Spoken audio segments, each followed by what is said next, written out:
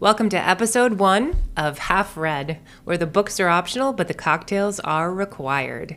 Today's episode is named Wild Spritz, after the novel Wild by Cheryl Strayed, which we did not read. However, the drink on the menu today is themed after the episode or the book, which is the Aperol Spritz. It's effervescent and classic. And you can find the recipe, if you are so interested, in our episode teaser on Instagram. So go check it out and make it with us, drink it with us, enjoy it with us. Come enjoy. Absolutely. We're enjoying. There's the mocktail is also on there. Yes. For those of you who would prefer a mocktail, please feel free to download the mocktail recipe as well. Yeah. That's not what I have, however. So, having said that, really to get straight to it, today's episode is truly about resilience and rebuilding after loss. And themed after the book, loss is a very full, a very heavy word, and it can mean so many things to so many different people. It can mean loss of a job, loss of a relationship, loss of collagen in my cheekbones, in my cheeks, Right? Lots of things changing and loss of hair, Loss of the color of my hair, Exactly. and the height of my bosoms. You said bosoms. Many things it means, absolutely. right? Absolutely. Yeah. Yep. And we joke and we make a little bit light of it, but a lot of what we've talked about as three very good friends are how do we support each other through whatever life throws at us, right? And what is the difference between when something happens? What does it mean to bounce back versus what it means to rebuild? And how do you even begin to approach something like that when something kind of comes in out of nowhere and hits you in the face? Yeah. I feel like too, sometimes you don't even know that you're rebuilding or that you're through it until you actually are through it. Absolutely. You look Right? back and you say, wow, I went through some stuff there. Yeah. And you don't realize, right? You don't You're realize doing it. Absolutely. And so even when you were talking about, Meg, of bouncing back versus rebuilding, I think sometimes it's where are you in life to be able to do one or the other. Sometimes it is just send me a life preserver because I gotta just move on. I gotta just push through versus being able to take your time and reflect and learn and grow. And I don't know if that's the difference. I think there's much to it, but I think it's also when you can do it, how you can do it, that dictates what it is, what it's going to be. So, Sometimes it takes a while too. For sure. And sometimes you have to kind of just set it aside and revisit it when you're ready to revisit it. Yeah. Do you know what I mean? 100%. Because sometimes when things happen, it's so much and it's very overwhelming and you don't know what to do or how to do or how to manage and all of that. And you're just like, you know what, I'm going to put that aside. I'm going to continue on and, eventually get back to it. When you're ready. Yep. It's almost like, those moments of intense trauma where you see like a video about a mother who sees a kid under a car and she literally lifts the whole car and pulls the kid out, right? Like you have those moments where you're just like, holy shit, head down in it to just get through it. And then, like you said, when you're on the other side, you take that stock and you reflect. Yeah. Like, I remember there was one time I was coming home, I had my youngest in the back seat. He started to choke. Oh, Jesus. And I realized he was choking, and I'm like, okay, go into operations mode. Quick, pull over, check my mirrors, like take my, seatbelt off, dive in the back seat, pull him out of his car seat, whack him on the back. He starts crying. He's fine. I buckle him back in. Oh, buddy, you're good. Everything's fine. And I literally just like weasel my way back into the front seat because I had literally slithered into the back with him from the front. And I put my foot on the brake, restarted the car, and went to pull out, and my hand was shaking so bad. To put the car in drive. And that was the moment that you process what just happened, right? And so much of life, I feel like, is like that. Yeah, 100%. And especially for you guys, like with the roles that you have and the things that you do on a daily basis, it's like, it's almost like a self-preservation mechanism sometimes where you don't have, your brain's like, oh no, we'll get to this later, Leia. We'll talk about this later. Yeah. For me, without question, one of the losses is when I went through my divorce, for sure. Yeah. And I, one thing, like in leading it up, and I didn't know you lovely ladies back then, and man, I could have used you. We're sorry. But that being said, I had some incredible people around me for sure, but I was not, my family was hundreds of miles away, and so that even made it hard. But why I think that's such an important thought of loss is because there is some grieving process through that, right? Because I think it's a matter of the grief of losing that life that you thought was going to be. And to lead up to that, I feel like, right, I'm a physician, and in getting to that, it was doing great from elementary school, right? Top of the class, elementary school, top of the class, high school, on the student council, like, right? I did track, nationally ranked, right? All these things that I would work hard in and get the product was everything I put into it. And suddenly the one thing that was supposed to be so great and my number one, I failed, right? And I lost. And that was very difficult. I felt like I was in a twilight zone so much of the time. And I had just had my first, and then 6 months later was pregnant with my second. I mean, again, life was, you're putting into it, and here's the products of your labor showing themselves. Your life is just perfect. This physician, 2 boys on their way. And I was in shambles. And so when you talk about life purpose, I remember being a physician in the hospital, and here comes Dr. So-and-so, and I had a cute skirt on, my pearls every day, and I would cry every night on my way home. Yeah. Every night on my way home, because also going home to a baby, right? So I had from the hospital to home to let it all out. Yeah. Because I couldn't show anywhere else. Yeah. Everywhere else I had to be on. Yeah. And that was, I just remember not believing this was happening. How could this be happening to me? And that is a point I always think about when I think of myself, when I'm talking to patients who may be going through loss and grief. Sometimes it does worry and feel like, why am I taking this in so heavy? And I always remind people, it's heavy for you because it's yours. Yep.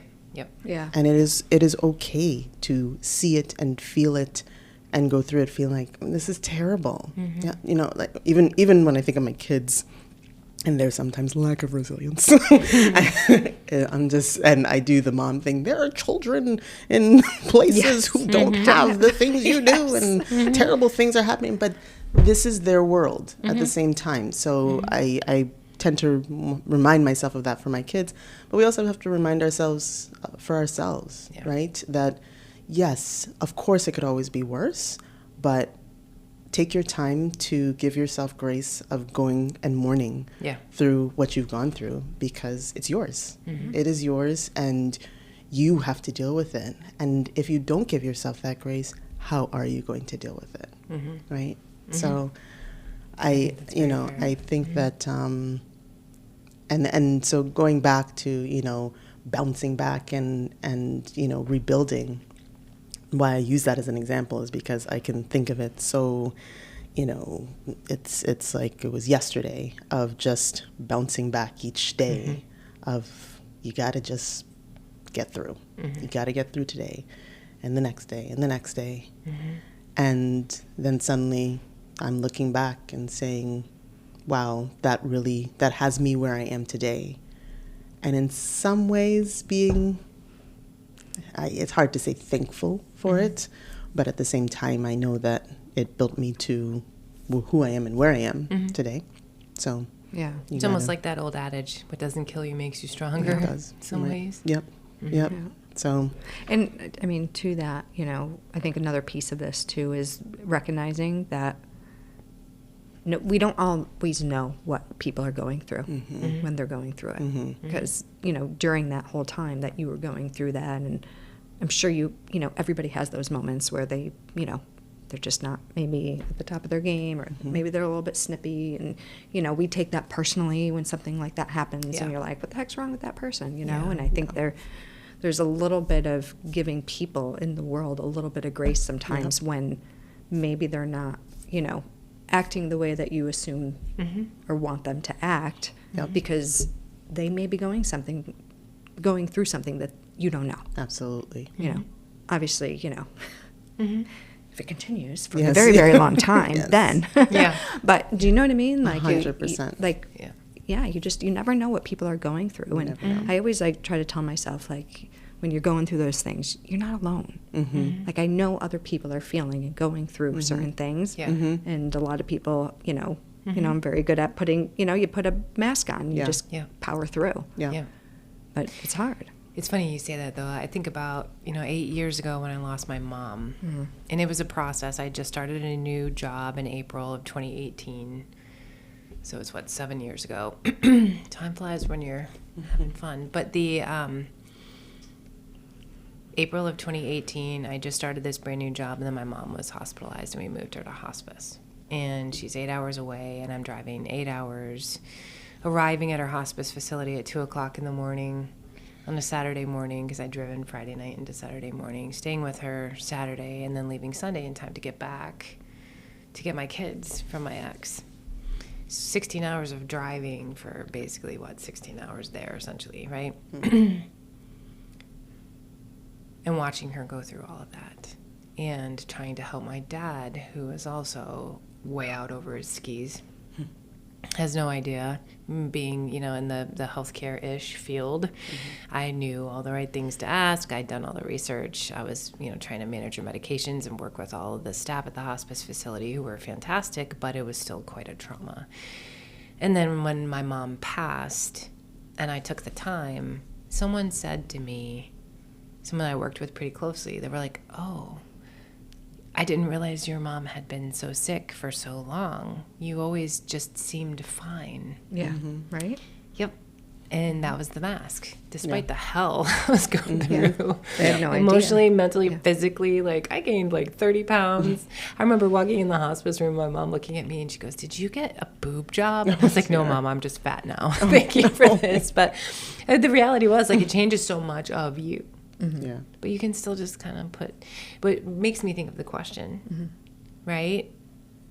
Are you born resilient, able to cope or compartmentalize, or whatever that mechanism is for you personally?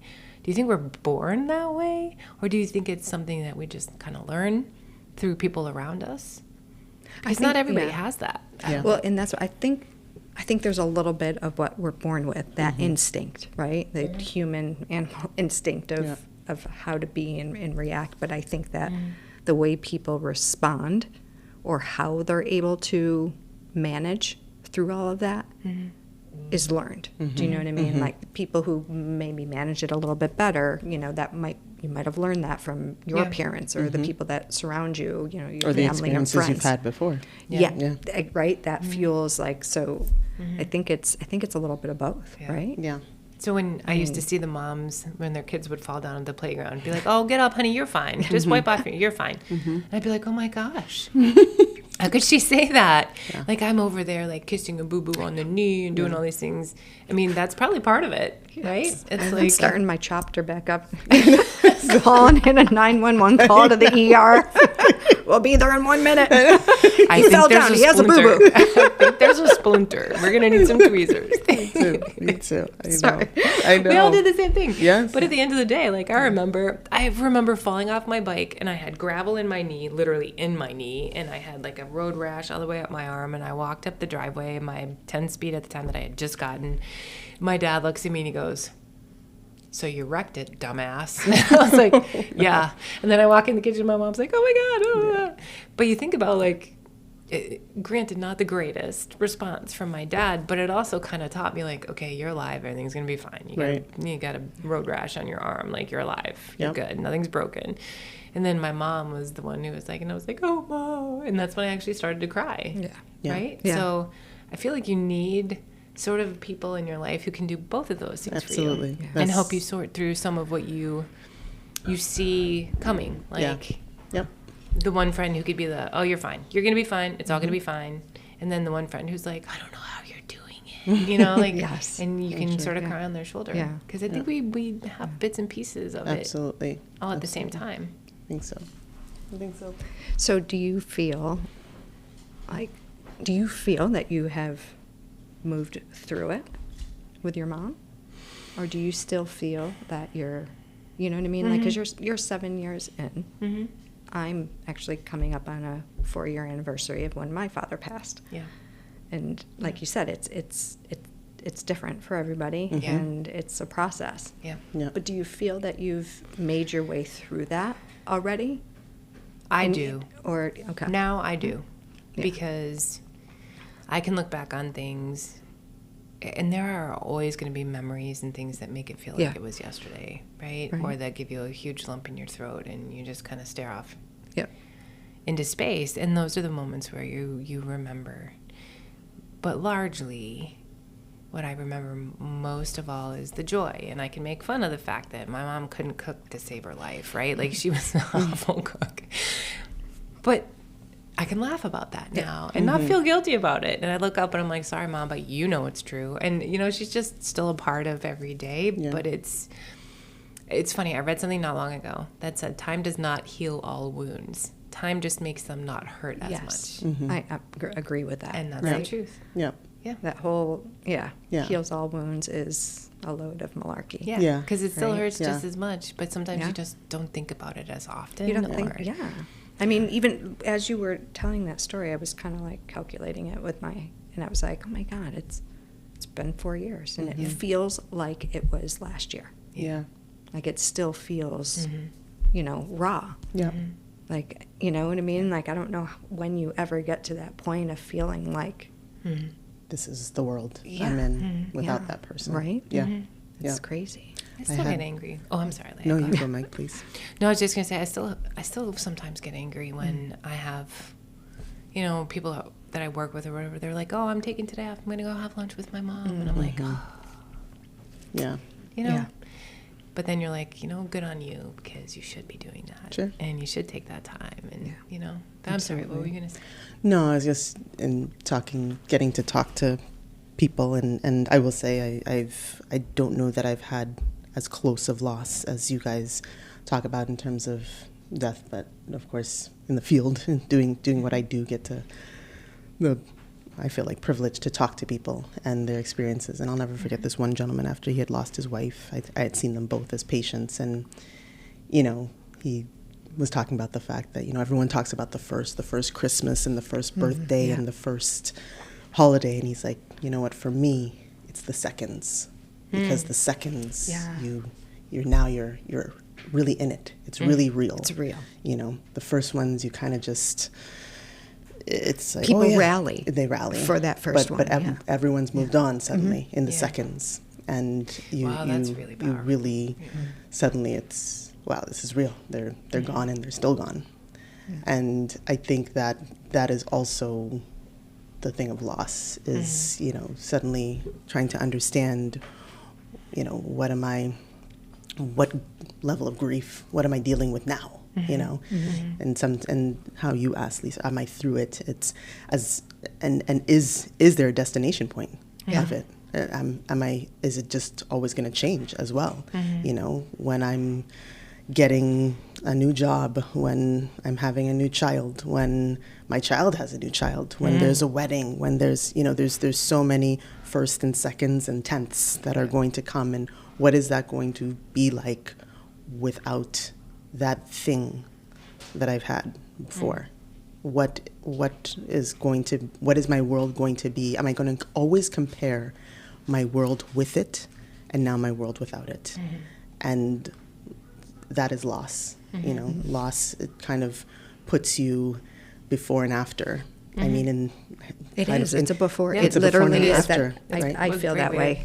I think we, all of us, every single one of us in this COVID did that to us, right? Everyone talks about pre-COVID, post-COVID, and it was such a, you know, a turning point of what life was before and after. And for sure, we all had physical losses, different levels of loss that we had, even in that experience. And I think we all feel that there's a before and after, and probably maybe that's some of the rebuild, right? It's when you're in it, and that's maybe what you're talking about too, Lisa, right? When you're in it, It's the kind of just the bounce back and trying to live through it. But then the rebuild is, okay, all right, this is my second and my 10th experience of this activity in this world without this thing.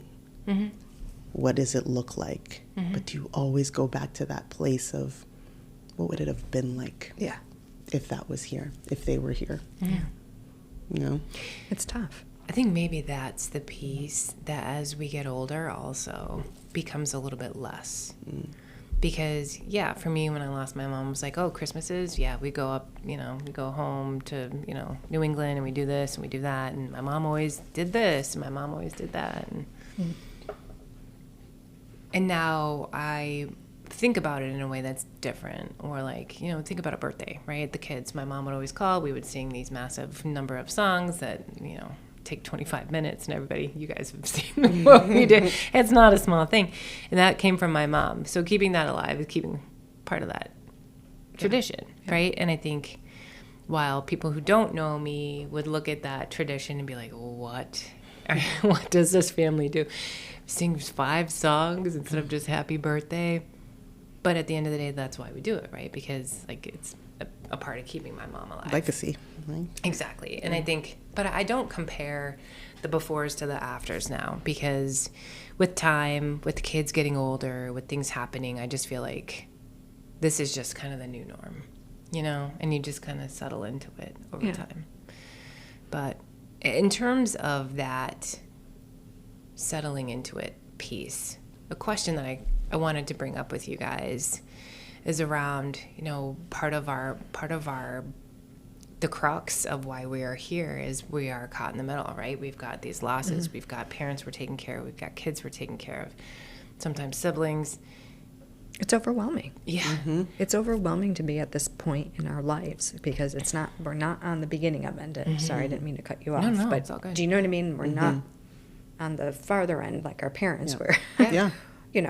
We're being taken care of. We're like literally trying to do both. In the middle. But it's that there's a real, it's the phrase midlife crisis, and it's a real freaking thing. Real. Like it's 100% real. And I think about welcome. Exactly. But why at this stage in our lives, right, where we are about to turn 50, some of us further away, than others. It's coming though. Hey, it's a blessing. Every day on this side of the grass is a blessing. But why do we feel the need, like, to reinvent ourselves in midlife sometimes, right? We have the midlife crisis. Like, I literally just started a brand new job because I had to, right? The role that I was in, I was displaced, needed to find a new job. It's not a job that was commensurate with where I was before. I love the word displaced, by the way. Thank you. I know it's a very that HR word. Yes. Yes, and I can tell them what to do with that word. Right? But, I'll displace that's you. for another day. That's for another. I can tell you what I'd like to displace. But it forced me to kind of start over. And, I'm back to thinking about like, all right, now financially, it took a hit, right? And in a career, it's a bit of a step back. And it's not the fault of anything I did, but just where I was at the time and, the company and the whole 9 yards. And you want to know the funniest part? I'm going to turn in my car. I have a lease. And turn in my car that fits my needs. I've chose it for a reason, right? Kids, hockey bags, all those things. And I'm going to be given a company car, which I'm grateful for. It still costs me a little bit of money, but it's not a car I would have ever chosen. And so you want to know how I'm thinking about reinventing myself? I'm going to go buy myself a freaking Mustang convertible. You? Yeah. This new car is going to have like a 4-cylinder engine, and I'm going to go buy myself a monster V8 Mustang convertible so that I love cars, feel right? Good. Yes. Yeah. And I'm like, no, I'm not going to drive that forever. I'm going to go buy myself this because I can, and I deserve it, right? And but that's sort of... But that's the things those are the things that you can do when you're in this stage of life, right? Exactly. Like if you, when you're in your 20s, right? You can't even think of doing stuff like that, right? Shouldn't be. I know, right? 20-year-old out there listening. But that's that's the beauty about being in the middle here. Is that you're in the point of your life where you've worked hard, you've saved money, you've done all the right things, and yes, things change and, you know, careers change, but you can do that. And you could do that for yourself to make yourself feel good. Yep. Right? And Jay keeps saying, like, he wants a motorcycle, right? My boyfriend. So Jay keeps saying, like, oh, maybe next year, or oh, maybe next year. And it's been 4 years he's been saying, oh, maybe next year. And I literally looked at him last night and I was like, you know what? We're going to go to the Harley Davidson dealership and we're going to actually walk through the door instead of just saying, like, oh, I want a fat boy, I want this, I want that, which I don't even know what that means, by the way, but he does. And so, like, all of these things, I'm like, life is short. Yeah. Yeah. He's 52. I'm almost 50. I'm like, you know what? How long is it going to be before I'm like, oh, my back hurts too much to get on a motorcycle, or I don't know. My car seat's too low. I can't get in there. And out of it. And out. Yeah. My wig's blowing. In the convertible. Got it. I know, Couldn't help myself. That's perfect. I love it. And that's the thing. Isn't that what happens, is maybe part of the gift of being in this phase too, and have been going through these types of losses, is that that's one of the biggest things we learn, is we get to see loss and know, you know, in every plan you tried to make, life will happen just in the ways that you never planned for them. Yeah. So enjoy right now. Yeah. Right? Enjoy it right now. You still have to plan for the future. You need to learn from the past, but right now is what you have. Yeah. Yeah. You know? So it's said. important to build on the right now. I wish someone had told me about a backdoor Roth IRA a long time ago. I need to learn more about it, but to your point, I just had a building for whole the future, but discussion with my finance guy. Out there. I need to have one with mine too. He's like throwing things out there, and I'm like, all right, I know half of the stuff that you're saying. I'm going to pay taxes now versus when versus what? Yeah. Huh? Yeah.